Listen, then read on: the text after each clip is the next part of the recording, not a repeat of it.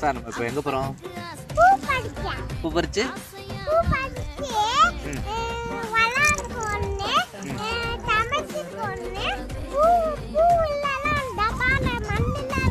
ஆமா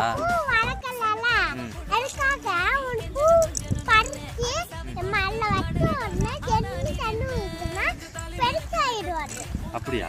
சரி வா, பூ பறிக்க போமா அப்ப. ஓகே, ஒரு பூ தான் பறிக்கணும் சரியா?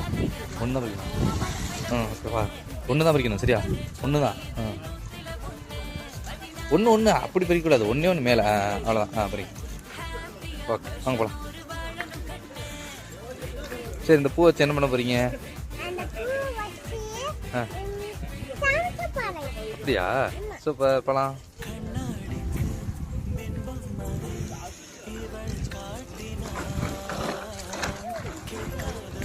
அப்படி